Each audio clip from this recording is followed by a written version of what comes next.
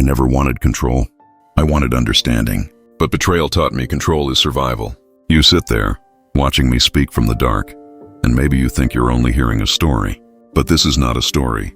This is a confession carved from my own flesh. The shadows you see on the walls aren't decoration. They're the echoes of who I used to be. I once believed kindness was strength. I moved through rooms like an open door, believing warmth would disarm deception, believing patience would protect me. But you can only believe that until the first cut arrives. The silent test, the withheld affection, the carefully timed glance at another man. At first you think it's a mistake. Then you realize it's a pattern, a law of human nature hidden under perfume and soft eyes. I stumbled through that chaos, naive, bleeding quietly in the corners where no one looked. My voice shook when I spoke. My hands hesitated when they should have held the line. I mistook her coldness for distance, her games for misunderstandings, her betrayals for bad luck. I thought honesty was a shield. It was a beacon, drawing predators closer. That's when I started to watch instead of react, to listen to pauses instead of words, to measure silences instead of promises. Control, I discovered, is never given. It is taken, silently, surgically, one boundary at a time. This isn't aggression. It's survival. Tonight, I'm not offering tricks. I'm offering scars. 12 laws I carved out of nights like that. Laws born in silence, not theory. Laws for men who've been humiliated in the game they never knew they were playing. You can feel the conflict in me even now. The man who speaks to you is not the boy who walked in. He died quietly the night he realized kindness without discernment is just an invitation to be used. The one left standing learned how to hold his tongue, how to study, how to move unseen. He learned that power doesn't roar. It watches, waits, and cuts at the right moment. Stay with me. You'll see the shift. You'll feel it. The victim becomes a strategist. Open palms become closed fists behind the back, and you'll begin to recognize the same laws in your own life. She smiled, and I thought it was warm. It was a measurement. The first time I met her, the cafe was dim enough to make every shadow a secret. You would have liked it there. A place where you can whisper and pretend the world isn't listening. The air smelled of coffee and rain, and she sat across from me as if the chair was a throne she had earned. She tilted her head, and her hair fell like a curtain between us, just enough to hide what her eyes were doing. She spoke softly, almost shyly, but there was precision in every pause. She didn't lean forward. She waited. I filled the silence with pieces of myself, stories, hopes, even doubts, thinking I was building intimacy. She wasn't building anything. She was weighing, cataloging, testing. Every time I revealed something, her lips curved just slightly, like a mathematician finding a pattern. It began with mixed signals. A message at midnight that pulsed like a small red light on my screen, answered by my eager reply, and then hours of silence. A compliment wrapped in a comparison. A look of admiration that on second glance felt like evaluation. She gave, then withdrew. She praised, then delayed. I thought it was just the rhythm of modern life, busy schedules, distractions. I didn't yet understand that silence itself can be a tactic. Looking back, the setting seems obvious now. The low lighting of that cafe wasn't just ambience. It was a stage. The late-night texts weren't just spontaneity. They were hooks. The way she would touch my arm lightly when asking a question, then remove her hand before I could respond. That was leverage disguised as tenderness. Desire collides with tactics quietly. It isn't a dramatic crash. It's a slow erosion. You begin to bend, to adjust, to rationalize. You make yourself available, thinking it's generosity, and find your availability turned into her advantage. You answer immediately because you want to show interest. She delays to show value. You stay late to listen. She leaves early to keep you chasing. That's when I began to see it. Every interaction is a negotiation of power. You may not sign a contract or shake a hand, but the exchange is happening. Time, attention, emotion. She wasn't cruel in the cartoonish way. She was precise in the psychological way. Her tools were scarcity, unpredictability, and flattery, laced with a thread of contempt so fine you almost thanked her for it. I started to notice the signals. The way her compliments always came after I had given something. A ride, a favor, a secret. The way her silences were longer after I had opened up, as if she was feeding a machine that ran on my vulnerability. The way she praised other men in passing but never directly. A breadcrumb trail of insecurity designed to make me prove myself. I ignored these signs at first because desire makes you blind and hope makes you deaf. But patterns whisper louder than words. Once you start to listen, you can't unhear them. The midnight texts that vanish until morning. The laughter at your story followed by a sudden distant look. The "I like how you think" that arrives exactly when you begin to doubt yourself. It wasn't just her. She was a mirror of a larger truth, the unspoken marketplace of attention and control. In every conversation, in every silence, there's a current. Most men drift in it unaware. Some drown. A few learn to swim with their eyes open. This is where the first law begins to take shape, though I won't name it yet. You feel it in your gut before you can put it into words. Never give what hasn't been earned. Another law lurks behind her pauses. Silence speaks louder than confession. Another hides in her flattery. Praise can be a leash if you lean on it. These are not theories I read in a book. These are bruises turned into principles. I remember one night especially. The cafe had closed, and we were standing outside under a flickering streetlight. She leaned close enough for her perfume to drown out the smell of wet asphalt. She said something that sounded like an invitation but felt like a test. "I like how patient you are." Then she looked away, checked her phone, and left me in the glow of that broken light. I stood there cold and awake, and realized patience without boundaries is just another form of surrender. That was the crack in the shell. I began to catalog, to dissect, to watch. Not out of bitterness, out of survival. If every interaction is a negotiation of power, then understanding is not enough. Observation must become action. Availability must become choice. Kindness must have a backbone. I tell you this not to make you bitter, but to wake you up. The environment I describe, the dim cafe, the late-night messages, the deliberate silences, it's not unique to me. It's a stage many men step onto without knowing they're already actors in someone else's play. The cues are subtle, but the laws are universal. Once you see them, you cannot unsee them. Stay beside me here. Watch as admiration turns to control and availability becomes leverage. Listen as I peel back the layers, not to vilify her, but to expose the mechanism. This is the soil where the 12 ruthless laws were planted. Not in theory, in lived experience. In the quiet nights where desire collided with strategy and left me holding questions like knives. You're not just hearing my past. You're standing inside it. And if you're listening closely, you're already beginning to see the patterns in your own life. The smiles that are measurements, the silences that are tactics, the praise that is a leash. This is where the shift begins. This is where you stop being played. This is where you start to watch. My silence was not weakness. It was my first weapon. I didn't know that at the beginning. At first, silence felt like drowning. My throat tight, my hands itching to type back, my mind restless with questions. I wanted to fill every gap with explanation, to prove myself, to correct the story I imagined she was writing about me. But I began to notice something. Every time I rushed to speak, I gave away a piece of myself. Every word was a clue, every reaction a map. It started on a night like any other. Her message lit up my phone, a small pulsing light in the dark room. 3 words, innocent on the surface, but I had learned enough to feel the hook inside them. My pulse quickened. My thumb hovered over the screen. I typed, deleted, typed again. In that moment, I caught myself. My reaction was louder than her words. I was performing the script she had left open for me. This is what they don't tell you about masculine pain. It's not only the betrayal of another. It's the betrayal of yourself. When you start to see the hooks, the mixed signals, the deliberate pauses, the sting is doubled. You see her game, and you see your own hunger reaching for it anyway. You feel it in your chest, in the shallow way you breathe when the notification comes. Your mind races to interpret, to decode, to rescue. You tell yourself you're just being attentive. In reality, you're being led. That's where the power of the pause enters.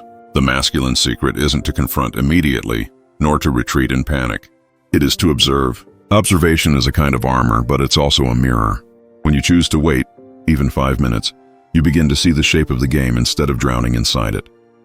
Your silence becomes a screen, and behind it you gather intelligence. I began to study her micro-signals. Not just her words, but her pauses. Not just her compliments, but the timing of them. She would lean forward when she wanted something, lean back when she wanted me uncertain. Her warmth always came after distance. Her distance always came after my vulnerability. It was like watching a tide, but a tide with intention. Masculine vulnerability is not defeat. It's information. It's the ache of holding your own reactions still long enough to watch what's really happening. You feel the quickening pulse, but you don't act on it. You let the moment stretch. In that stretch, patterns reveal themselves. I remember sitting across from her at that cafe again, a week after the streetlight moment. She was telling me about her day, eyes bright, hands animated. But then, a small slip. When I mentioned a woman I had been working with, her eyes flickered, a microsecond of tightening, then a bigger smile. That smile was not warmth. It was camouflage. Had I been distracted, I would have missed it. But my silence held. I saw it. That's the first lesson you must carry. Her warmth, her distance, her pauses, they are all data. Not proof of malice, not proof of innocence. Data. Masculine strength begins not with domination, but with disciplined perception. You cannot control what you cannot see. As I practiced this, my inner conflict deepened. Part of me still wanted to confront, to demand clarity, to shake the truth out of her. Another part of me began to relish the stillness. The stillness gave me something confrontation never did: perspective. Confrontation gave her more information about me. Stillness gave me more information about her. This is the paradox of masculine power. You appear passive while you are in fact active. Your stillness is not emptiness. It is scanning, decoding, recording. You're not retreating, you're gathering. And the gathering changes you. You will feel the ache. I felt it, sitting in the dark after a delayed reply, scrolling back through messages to see what I had done wrong, hearing my own heartbeat like a warning drum. You may think silence will make you loser. You may think waiting will cost you something. In reality, waiting is the first thing you've done on your own terms. I began to notice more. The way she chose the time of day to text. The way she used maybe instead of yes or no. The way she mentioned other men just enough to trigger comparison. All of it subtle, all of it plausible. And yet, once seen, impossible to unsee. There's another quiet law that lives here. She is not your enemy, but her patterns are your teacher. If you respond to every signal, you teach her how to move you. If you hold still, you teach yourself how to move her. I know how hard this is to hear. You want to believe in pure connection. So did I. But purity without discernment is just open ground for manipulation. Masculine discernment is not cynicism. It's clarity. It's the moment you can watch her micro-expressions without hatred and without self-deception. Simply to understand. That's when the pain turns to power. That's when silence becomes a weapon. Not a blade to cut her with, but a shield to protect your center. You will still feel desire. You will still feel curiosity. You will still feel the sting of being tested. But now you hold the pause. The pause holds you. I'd sit in my car after seeing her, hands on the steering wheel, replaying conversations not to obsess, but to map. Which compliments followed which disclosures? Which silences followed which questions? Where did her warmth peak and why? It wasn't paranoia. It was pattern recognition. You may think this is cold. It's not. It's honest. Most men live inside a fog of reaction. They call it love, devotion, loyalty. What they're really practicing is unguarded availability. Observation clears the fog. It doesn't kill love. It purifies it. It reveals where real trust can grow and where it's just an illusion. Sometimes she would notice my silence. "You're so quiet," she'd say, her head tilted, her smile searching. I'd shrug. Inside, I was listening, not just to her words, but to my own pulse, my own breathing, the subtle shift of the power dynamic. In that moment, I felt something new, not detachment, but composure. That composure is what I want for you. Not bitterness, not paranoia, composure. The ability to stand in the storm of mixed signals without scrambling to explain yourself. The ability to feel your vulnerability without handing it over. This is the groundwork for everything that comes next. You cannot strategize from desperation. You cannot see patterns while you're thrashing. The pause is not a delay, it's a vantage point. From it, you see not only her tactics, but your own tendencies, your hunger for validation, your fear of losing, your instinct to overgive. All of it becomes clear under the stillness. I will not pretend this was easy for me. I felt torn open, ashamed of my naivety, angry at her games, angry at myself. But each time I chose silence over reaction, I gained something back.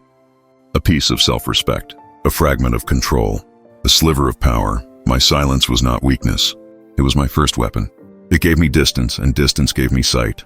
Sight gave me the beginnings of strategy, and strategy eventually would give me freedom. When you sit across from her, or anyone, and you feel that quickening pulse, remember this.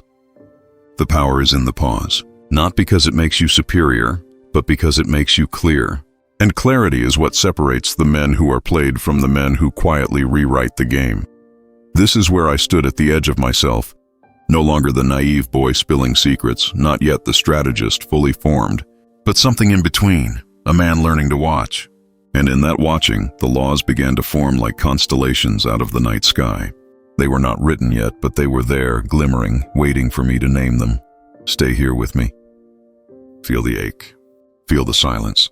Learn to hold it, because in the next breath, in the next movement, everything begins to change.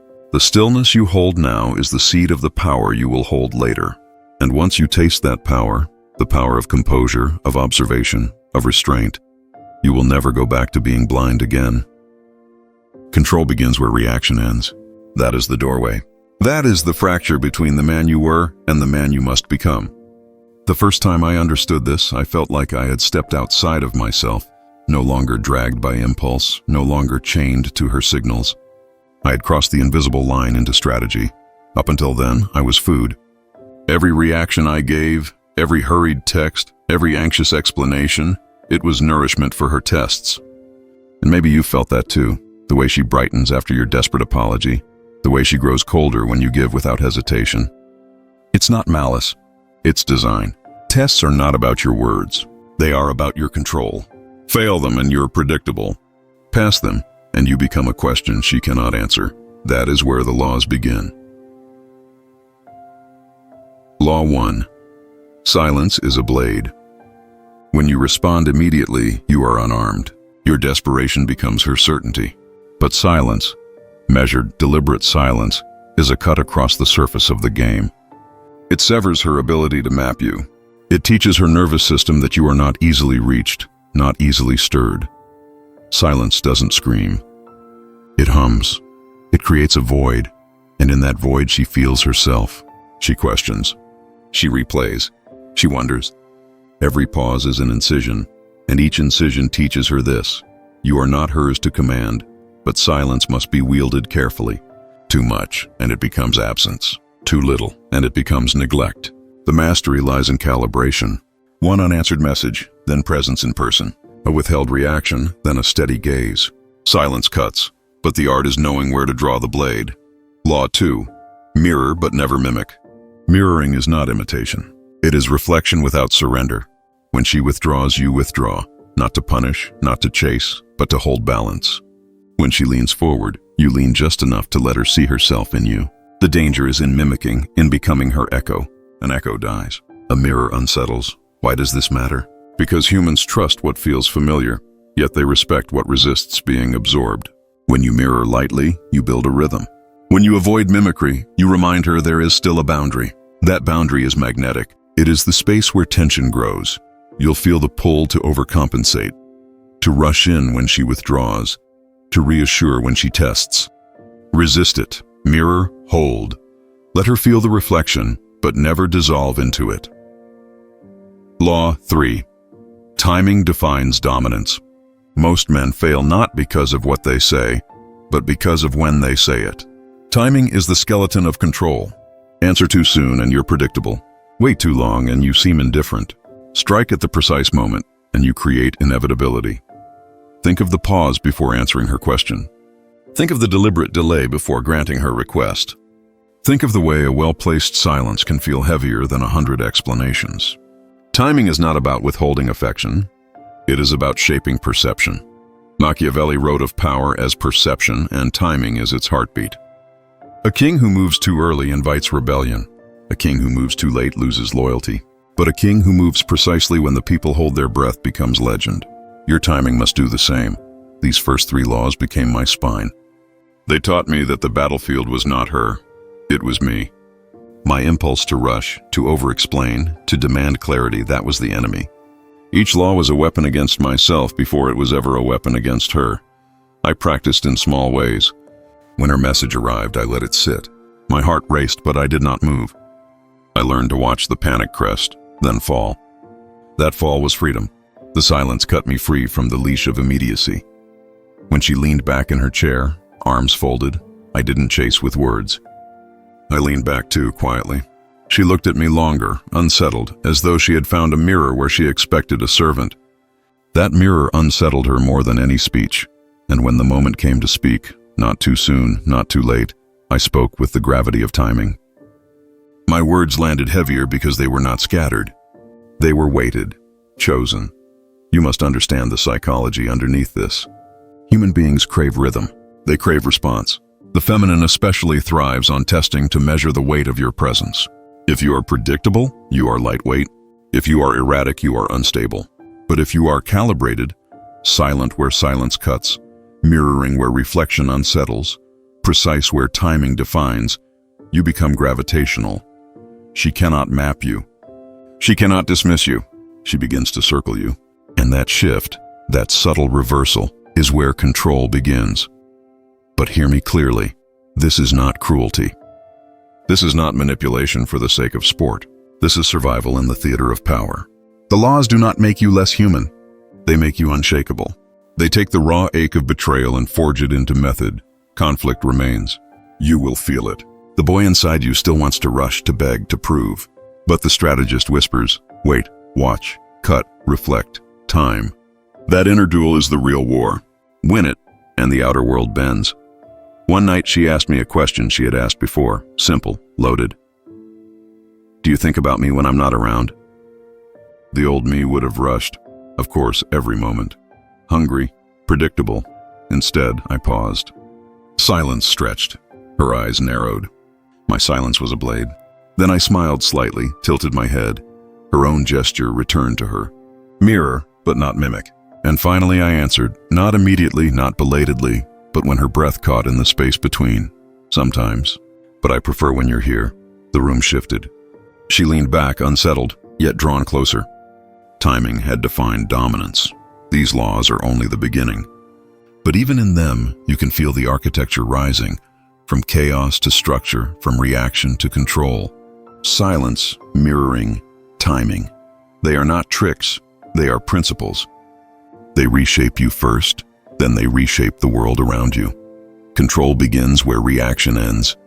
And once you taste that control, you will never again mistake reaction for strength. You will know that strength is stillness sharpened into strategy. You will know that the laws are not theories, but scars written into method. Stay with me. There are more. Each law carved from nights of restraint, each principle a stone in the fortress of quiet power. The game does not end here. It begins here. And if you can hold yourself through these first three, you will be ready for the rest, because the battlefield has only just opened, and the next laws will show you how to not only survive it, but to bend it. She sensed my shift, and the game changed. I could feel it in the subtle tightening of her smile, the almost imperceptible tilt of her head when she spoke. The warmth she had once wielded as camouflage became sharper, more deliberate, like a blade she was testing against my silence. The texts arrived faster, hotter, more urgent, as if she was trying to drag me back into the river I had stopped swimming in. The calls came late at night, her voice a soft trap woven with urgency. And still I did nothing. You may imagine that inaction is weakness. You may think that by not responding I was surrendering. But here in the quiet, the power shifted. She did not see it yet, but the balance was moving from her hands to mine. My absence, my calm, my measured responses, they spoke louder than any declaration I could have made. I remember standing across from her one evening in a crowded room that felt empty. Our eyes met, and I held her gaze without flinching. She leaned slightly and then leaned back, testing the air. She was watching me, measuring, waiting for the twitch, the blink, the slight change in posture. But I had become the observer, not the participant. I let the moment stretch. I let her energy swell, unspent, and in that swell, I began to see the edges of her strategy. That's when the next laws began to crystallize, forged in this crucible of tension. Law 7. Predict her escalation, never meet it. She tests. She intensifies. She knows instinctively that your reaction is a map to your heart, to your vulnerability. Most men rush to meet escalation with escalation, raising their voices, sending anxious messages, trying to match her heat with their own fire. Do not. Predict. Do not match. Anticipate the wave, ride its energy silently, and let it pass over you. Her intensity is a storm. You are not the wind. You are the rock it lashes against. I felt it in a late-night call. Her voice trembled, coated with anger and desire and accusation all at once. My first instinct screamed to answer in kind, to defend, to explain. But the strategist inside me paused. I predicted her escalation. I let her rage hang in the line, the static of her emotions echoing into the dark. She had no map. She could not navigate the calm I held. Law 8. Absence breeds hunger. Presence is a double-edged sword. Too much, and you are consumed. Too little, and you are forgotten. Absence, calculated as hunger. It creates longing without coercion. It is a vacuum she fills with thought of you, conjecture, wonder. She begins to chase the shadow you leave, not the substance you give. I practiced in my absence. Not cruelty, not gamesmanship for the ego, but a strategy. I didn't call. I didn't text. I didn't explain. Instead, I moved through my own life, deliberately, visibly, yet without offering her the leash she expected. And I watched the shift. Her messages lengthened. Her warmth sharpened. The pull grew stronger. Hunger built in the space I had carved. Law 9. Control the frame, control the outcome. Every interaction is framed by who decides the terms, the rhythm, the energy, the focus. If she frames the moment, she decides the emotional weather. If you control the frame, you define the temperature, the intensity, the shape of the interaction. In one encounter, she tried to corner me with questions that implied doubt and accusation. Most men would spiral. I didn't. I reframed. I answered minimally, firmly, redirecting the energy back to the central point I controlled. She hesitated, momentarily unarmed. That hesitation is dominance. The frame is the battlefield. Control the battlefield, and you control her perception, her response, her reality. Patterns intensified.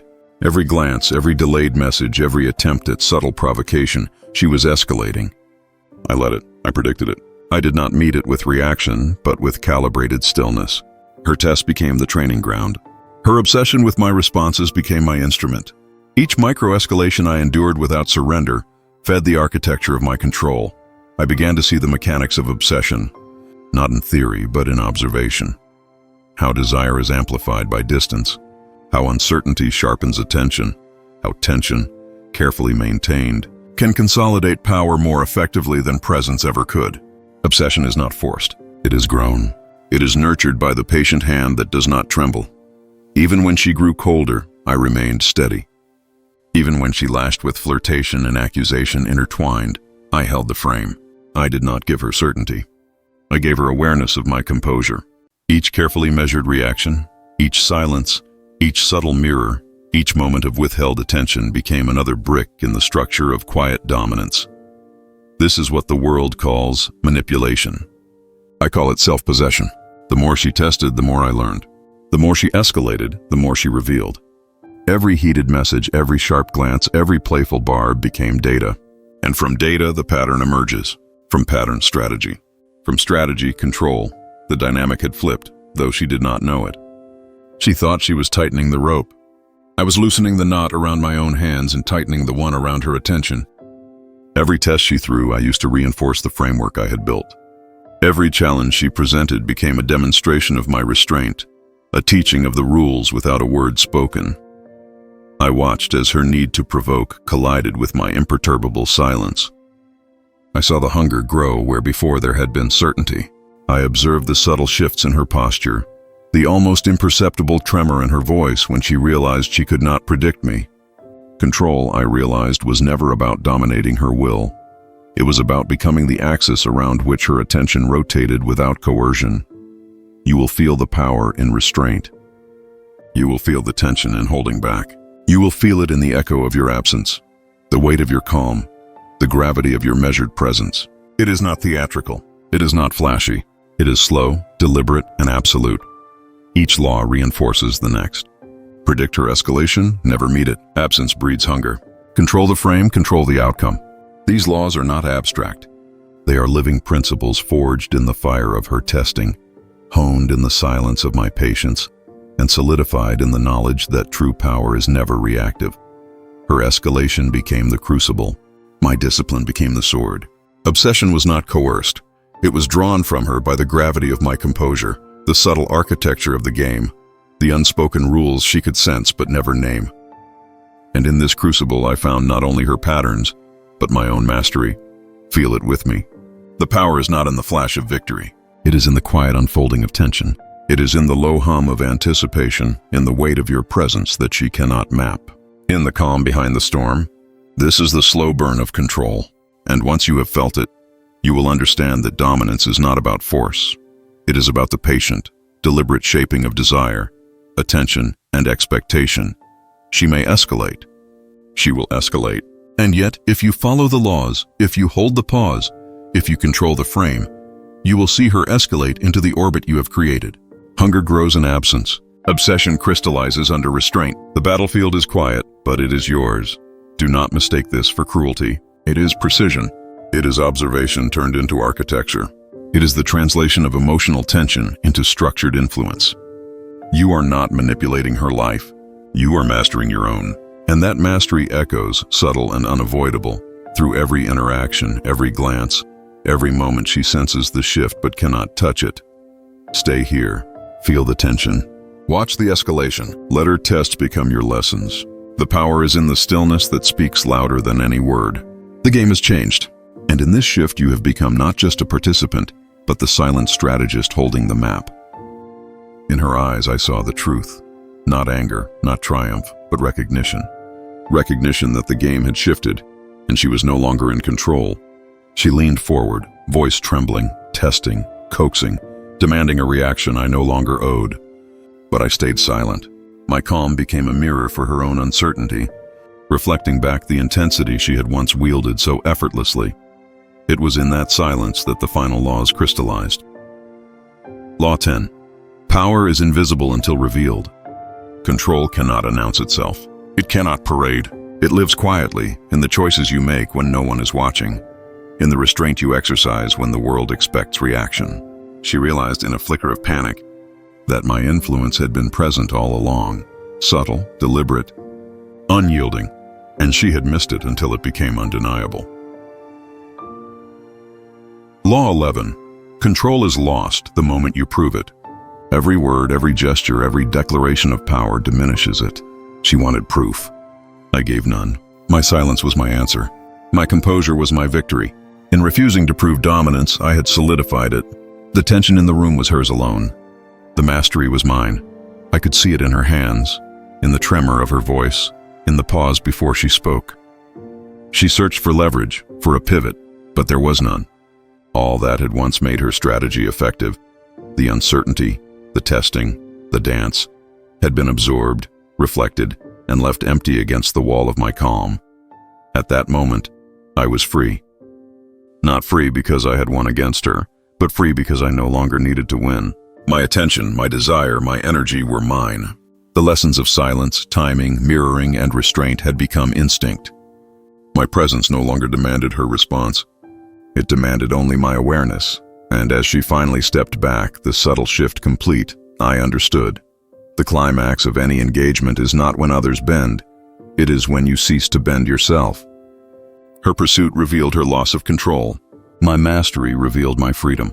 The transformation was quiet, absolute, and unshakable. Mastery is quiet. It does not announce itself. It does not demand applause. These 12 laws are not tricks. They are survival, carved from nights of observation, from the ache of betrayal, from the slow-burning lessons that most men never live long enough to learn. Look back with me. Silence is a blade. Mirror, but never mimic. Timing defines dominance. Predict escalation without meeting it. Absence breeds hunger. Control the frame, control the outcome. Power is invisible until revealed. Control is lost the moment you prove it. And the remaining laws, quietly stitched into every interaction, reinforce this truth. Self-possession is the ultimate form of influence. You see, control is never about others. It is about yourself. About the pulse in your chest when she tests you. About the tremor in your hands when desire demands response. It is in the space between stimulus and reaction, where choice resides, where observation becomes mastery. Your silence, your timing, your measured detachment, these are not signs of weakness. They are instruments of reclamation. They rebuild the man who was once naive, who once stumbled blindly through games he did not understand. Walk away and feel no loss. Respond selectively and feel no fear. Hold still and see clearly. Each pause, each deliberate movement, each reflection of her actions without surrender. These shape you into a force that cannot be moved by impulse, by charm, by manipulation. This is not cruelty. This is self-respect. The highest power is invisible. It is the ability to exist without bending to the expectations of others. It is the ability to watch, to wait, to measure, and then to act, or not act, on your own terms. And once you feel that power, once you have embodied it, nothing outside yourself can shake you. Not flirtation, not provocation, not betrayal. These laws are the map. They are not guarantees. They are guides. Guides for men who refuse to be lost in the currents of manipulation, who refuse to surrender their center, who refuse to mistake reaction for mastery. And there is more. Beyond these 12, deeper strategies of invisible influence await. Subtler currents, quieter manipulations, forces so refined that they leave no trace but leave you unshakable. We will explore them next. Remember this: power is quiet, presence is measured, and mastery is internal. Watch the patterns, hold the silence, respect your own gravity. The world will respond not because you command it, but because you embody a force it cannot name. And a man who cannot be moved is a man no one can forget.